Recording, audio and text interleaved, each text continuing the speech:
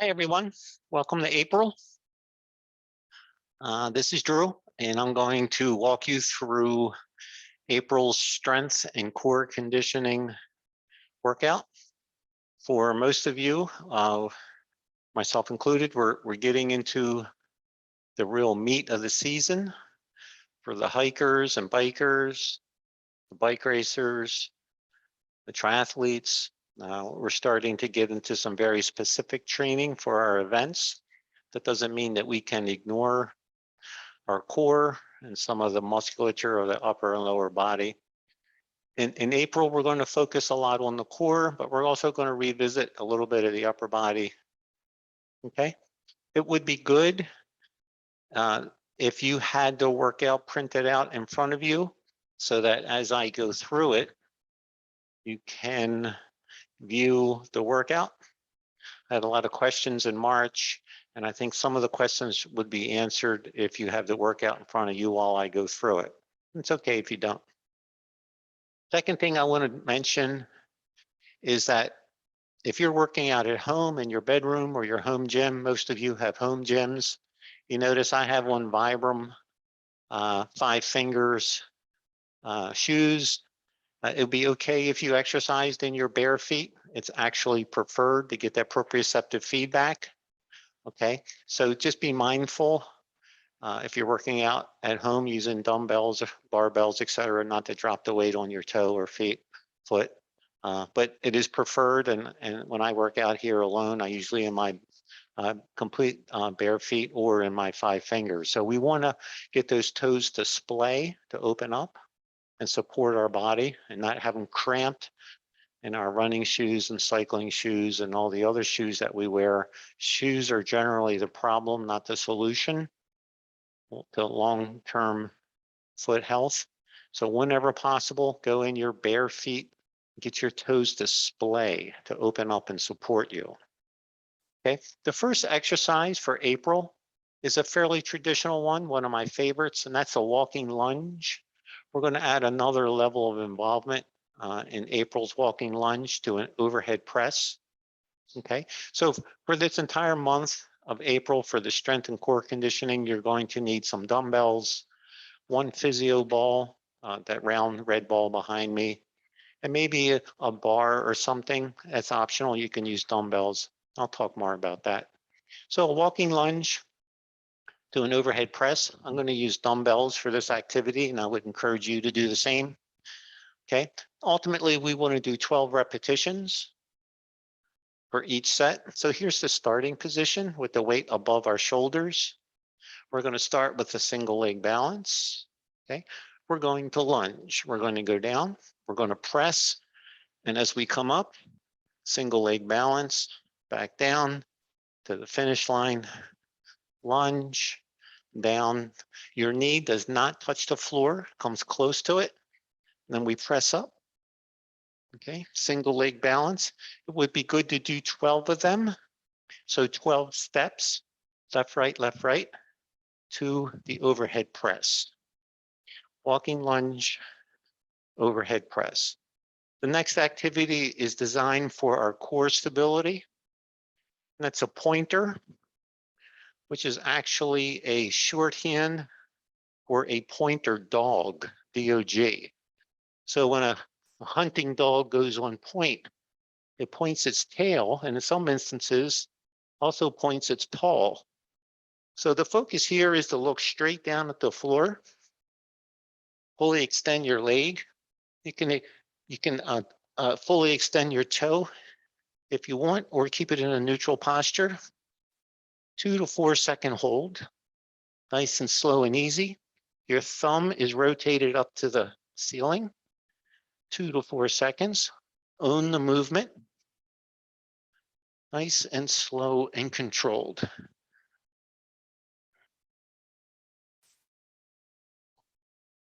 And that's a pointer. Okay, sit to stand. Another one of my all-time favorites. It looks really simple, but it can be deceptively challenging. So you can sit anywhere on any kind of a bench. It's just good that your knees are at a 90-degree angle and your thighs are approximately parallel to the floor. We want to cross our arms, and we're going to rise up on one foot. Come back down, alternate, and come up. Alternate, come up. Alternate, up. Alternate, up. So we're coming up on one leg, activating those gluteals, gluteus minimus and maximus, and the calf musculature, and the muscles in the foot, the dorsiflexors. Okay, pull over. We're going to lie on our back, supine on our backs. We're going to grab some weight. In this instance, I'm going to use a barbell, but you could use dumbbells. Either way works. So on our back, supine, legs extended, nice and flat, head is rested on the floor. We're going to bring the bar back over our head, let it touch the floor, and pull it back up. Rest on our thighs, back up, and back, and down. Up, back, and down. Trying to keep our elbows straight and our arms fully extended.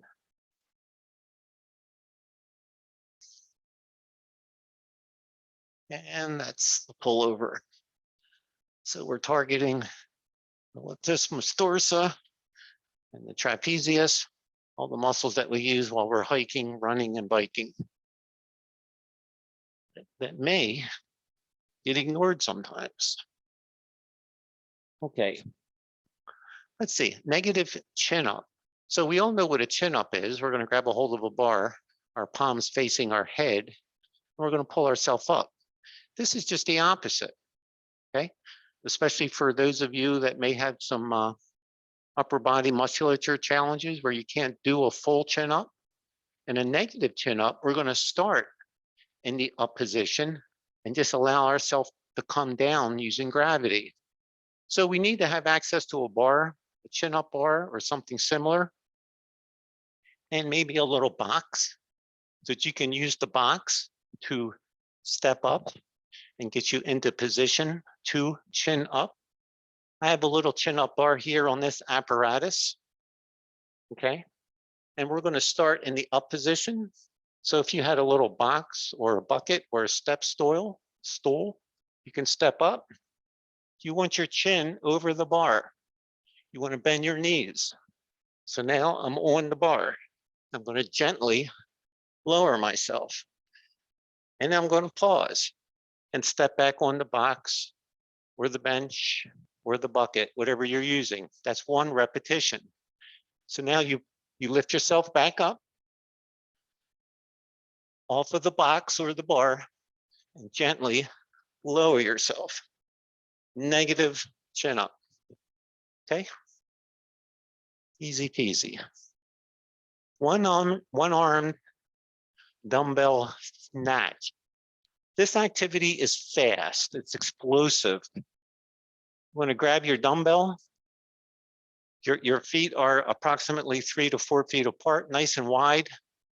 You're going to snatch this dumbbell. You're going to pull it up. You're going to come up to your toes and bring it up to the ceiling. So snatch, up, on your toes and up. Snatch, up, on your toes, snatch. Okay? Do 8 to 12, 15 reps, depending on how much weight you're pulling. And repeat, left and right. 1 point row using a dumbbell, okay? 1 point row is we want to get our body into a T position. So you may have to stand close to a wall. In this case, I'm going to use this bench to support me until I get into a happy position. I have the weight in my left hand. I'm standing on my right leg. My left leg is fully extended and my body's in the shape of a T. Then I'm going to row. 1,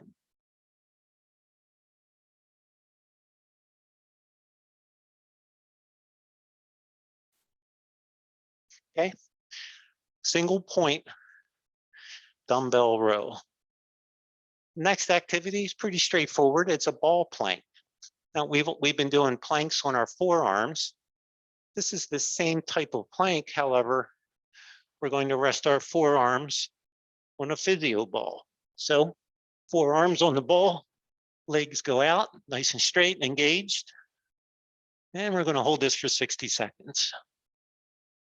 Physio ball plank. Pretty straightforward. If that's too easy, lift one leg up and alternate. If that's too easy, put your toes on a bench and lift up from the bench. All different types of variations. Okay, the final activity you may not have done before. This is some hip work and a little different position in that's not going to fit.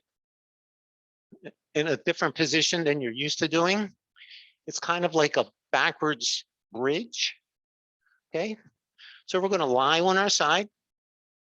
We can go down to our forearm, or we could go all the way down and rest our head. I'm going to stay up on the forearm so that I'm still in view. I've got my top knee resting on top of my bottom leg, and I'm going to lift my foot, my bent knee foot off of the floor and up.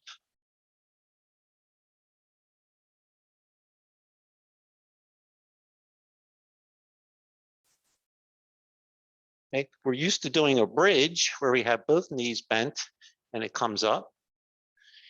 Okay. For this one, you can keep your bottom leg straight or you can bend it, giving you the option, it doesn't matter, and lift the top foot and pivot on your knee. Okay, little different activity. This is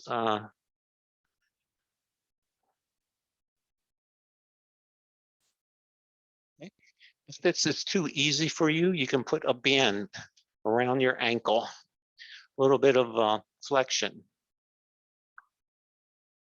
Get the other side.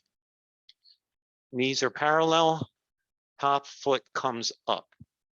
Once again, if that's not challenging enough, add a band around your ankles to lift. Okay. I want to talk about one final thing before we draw an end to this session, and that is inflammation. As we all start to train longer and harder and our efforts are becoming more challenging, inflammation and recovery become increasingly more important.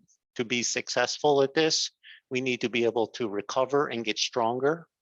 So there are some key things that are critical to your recovery. At the top of the list, I would say, is sleep. We all need to get a minimum of 8 hours of sleep per night, particularly on the days that we do hard workouts. So weekends, when you're doing your 2, 3, 4, 5 hour efforts, your break efforts, your long hikes, you're doing your 50, 60, 100 mile rides, doing your 15, 18, 20, 25 mile runs, you need to make sure that night you're getting some quality sleep. For those of you that I'm offering some nutritional guidance, you understand the importance of going to sleep on an empty stomach, okay, so that the human growth hormone can be produced at a higher level and you'll sleep better.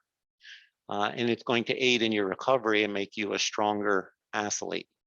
Okay, so sleep is critical for recovery.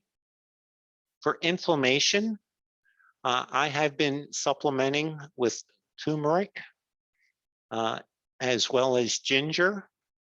I supplement and take approximately 500 milligrams a day of each.